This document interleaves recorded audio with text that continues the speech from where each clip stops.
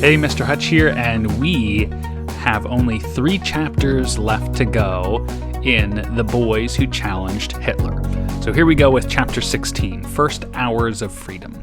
On May 27th, 1944, Knud and Jens Petersen were released from Nyborg State Prison. On one of the very last days before he was released, Jens took his written student examination for university admission from his cell. Guards explained to adult inmates that number 30 was attempting something extremely difficult, something that required great concentration.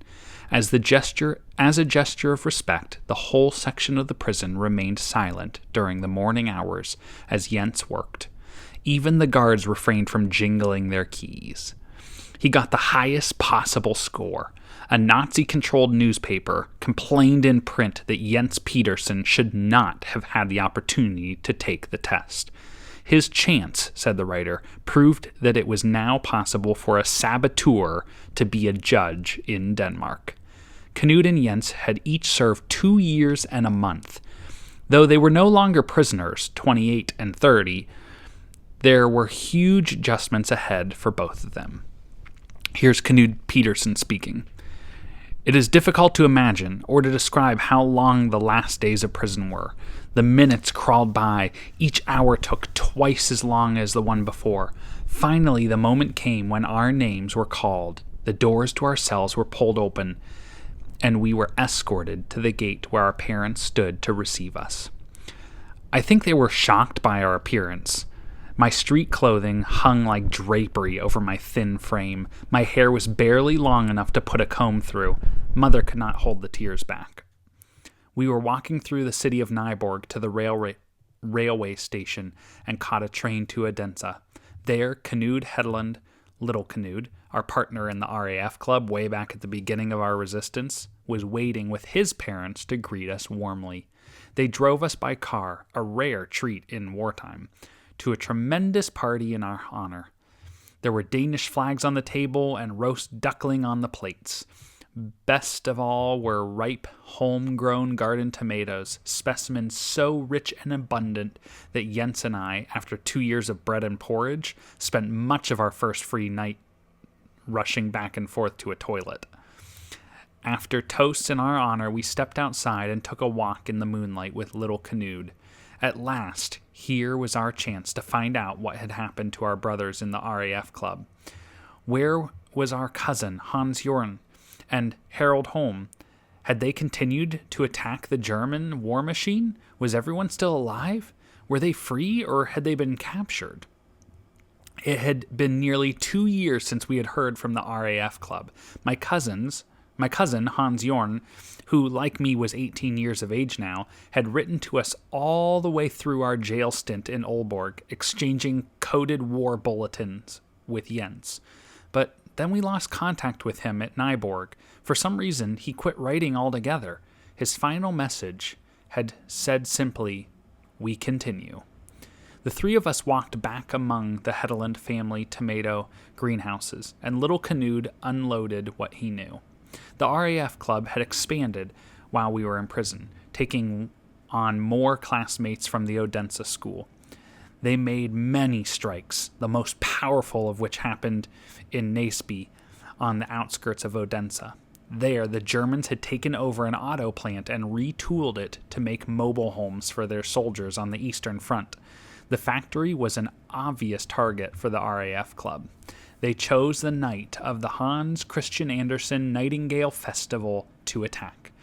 On an evening when Odense's entire populace was absorbed in celebrating Denmark's most famous author, several RAF club boys, one of them, Hans Jorn, entered the factory from the rooftop and discovered inside a treasure of combustible materials, paint thinner, paint itself, and best of all, gas bottles. What a gift they could make for the Third Reich. They piled up some rags, soaked them with gas, and climbed a ladder they had placed inside back up onto the roof. From the roof, they tossed a match or a lighted rag, and they dropped to the ground and took off running. In a matter of moments, a mighty explosion shook the building. The other party guests were calling for us to go back inside, but this was too important. We would have to travel to Aalborg the next day, and here was our only chance to find out. We ignored the calls and stayed outside to hear more. Knud Hedlund told the Petersons that when members of the RAF club turned 18, some wanted to go to England and enlist with British forces. But it wasn't easy. They would have to flee Denmark to Sweden, and then make an underground arrangement to continue to Britain. Though they didn't know it, their fate had already been sealed. One of the RAF club's younger members, naively believing that Danish authorities would help them escape to Sweden, had sent an anonymous letter to Danish police that read, Orla Mortensen, the name of one of the RAF members, is involved in major sabotage. And he gave Orla's full name and address. Within hours, Orla was in custody and others were on the run. One RAF club member leaped out a window when police rang his doorbell. The boy who'd written the letter was tracked down on his bicycle. Hans Jorn was overtaken by a Danish policeman after a foot chase across a field. They were immediately convicted by a German court-martial. A month later, the RAF club boys sat in prison glumly awaiting their fate and shooting suspicious glances at each other. Who had been the rat? Soon these RAF club members, including Hans Jorn, were transported to the German-run Western prison in Copenhagen in a special wing reserved for political prisoners, those convicted of having committed acts of resistance. As they started back toward the party, Knud Hedlund confessed that he was deeply worried about Hans Jorn and the others. It was well known that at Western Prison, serious resistors were shipped to a special place, later called the Memory Park, where they were roped to trees and shot to death. With that in mind, they stepped back inside. Here's a drawing by Hans Jorn.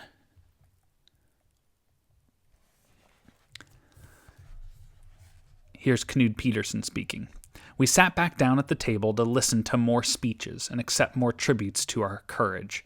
But little Knud's report had pulled us back into a reality that, closeted as prisoners, we had not faced in a long time. We were still occupied by an enemy, and we were still at war. After the final speech and the last toast, I was shown by my host to my bedroom. I closed the door and lay down on my bed, head pounding. For the first time in years, I was lying in a room whose windows had no bars. It was like a new life.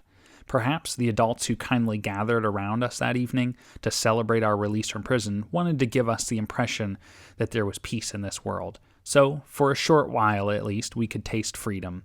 But in the minutes before I fell asleep, I could only think about my brothers. Where was Hans Jorn tonight? Where was Alf? Were they alive? I fell asleep freshly reminded that we were still on the road to an uncertain future and that there was still so much work to do. Here's a picture of at secret locations, British planes dropped weapons containers for Danish partisans. And that is it. We are now on chapter 17, Better on the Inside.